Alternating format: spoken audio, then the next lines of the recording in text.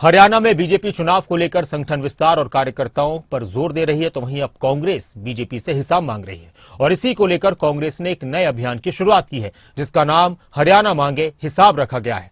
इस अभियान के जरिए कांग्रेस के नेता कार्यकर्ता जनता के बीच पहुंचकर जनता को सरकार की नाकामियों के बारे में बताने का काम करने वाले हैं, कांग्रेस नेताओं ने कहा। चंडीगढ़ में इस अभियान का ऐलान हुआ तो कांग्रेस के सांसद और नेता मौजूद रहे। प्रदेश अध्यक्ष भी थे, नेता प्रतिपक्ष भी थे और भी कई बड़े पदाधिकारी थे। सबने सरकार पर जमकर निशाना साधा।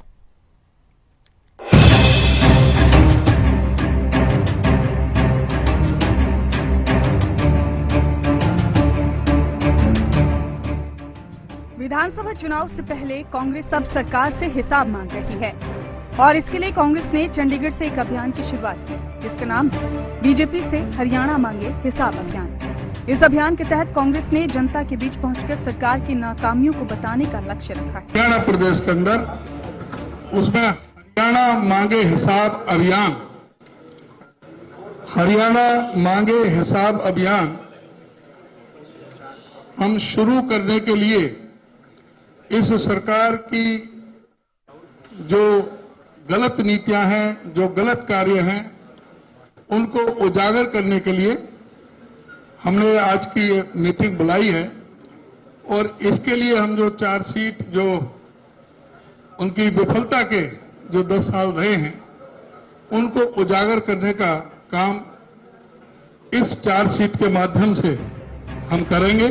कांग्रेस ने बीजेपी सरकार पर कोई वादा पूरा न करने का आरोप लगाते हुए इस अभियान को शुरू किया। इस अभियान का मकसद सिर्फ सरकार की विफलताओं को जनता तक पहुंचाना ही नहीं, बल्कि कांग्रेस का मैनिफेस्टो बनाना भी रहेगा। कांग्रेस इस अभियान के जरिए घर घर जाएगी, सरकार की विफलताएं बताएगी, लोगों के विचार जानकर अपना मैनिफेस्टो तैयार करेगी। साथ ही कांग्रेस की तरफ से विधानसभा चुनाव को लेकर लिए गए संकल्प को घर घर पहुंचाया जाएगा। मकसद जो है, 3 मकसद है। एक तो इस सरकार की विफलताएं घर घर तक पहुंचाने के लिए, दूसरा उनके विचार जानने के लिए, तीसरा जो संकल्प लिए हैं हमने, जो ऑलरेडी अनाउंस किए हैं, वो भी घर घर तक पहुंचाएं। क्योंकि ये सवाल जरूर पूछेंगे लोग कि ठीक है, इनने तो हरियाणा को पिछा दिया, जो प्रदेश प्रति व्यक्ति आए, प्रति व्यक्ति निवेश में, नौकरी देने में, कानून व्यवस्था में, खेल खिलाड़ियों में नंबर 1 था, आज बेरोजगारी में, महंगाई में, अपराध में आज दिवाला पीटने काबिल हो गया, फाइनेंशियल पोजीशन में प्रदेश पिछाड़ दिया। विधानसभा चुनाव से पहले सरकार को भ्रष्टाचार, बेरोजगारी, अपराध, नौकरियां, विकास और कानून व्यवस्था के मुद्दे पर विपक्ष लगातार घेर रहा है। साथ ही अब विपक्ष ने चुनाव को लेकर अपनी रणनीति भी तैयार कर ली है। 15 जुलाई से कांग्रेस हरियाणा मांगे हिसाब अभियान की शुरुआत करेगी, लेकिन इससे पहले 14 जुलाई को सोनीपत में एआईसीसी पीसीसी डेलीगेट्स की बैठक बुलाई गई है। वहीं विधानसभा चुनाव से पहले कांग्रेस हरियाणा में रथ यात्रा भी निकालेगी। नेता प्रतिपक्ष भूपेंद्र सिंह हुड्डा और प्रदेश अध्यक्ष उदय भान पूरे प्रदेश में रथ यात्रा निकालेंगे। 20 अगस्त से इस रथ यात्रा की शुरुआत होगी और ये रथ यात्रा हरियाणा की सभी 90 विधानसभा सीटों पर जाएगी। जो प्रॉपर तरीका से किस डेट से हम शुरू कर रहे हैं, मेरा और हुड्डा साहब का, हम रथ यात्रा के जरिए सारे स्टेट में हर विधानसभा को कवर करने का करेंगे। ये हरियाणा मांगे हिसाब, ये सभी कार्यकर्ता अपने अपने इसमें डोर टू डोर का, जैसे मैंने बताया ना पहले, घर घर कांग्रेस, हाथ से हाथ जोड़ो कांग्रेस, उसके तहत है। और जहां पर है सभी जगह पूरा, अब एमपी साहब सब जगह पदयात्रा तो कर नहीं सकते, क्योंकि पदयात्रा करने में तो फिर बहुत समय लगेगा, तो उसमें ज्यादा से ज्यादा एरिया कवर नहीं हो सकता। तो जहां जरूरत होगी शहरों में, जहां जरूरत होगी वहां पदयात्रा करेंगे, जहां जरूरत होगी गाड़ी से करेंगे। तो गांवों में सभी विधानसभा को कवर करना है, तो एक दिन में 2 विधानसभा कम से कम कवर करेंगे, तो उसके लिए जितना भी जैसे है वो उस हिसाब से वो बनाएंगे।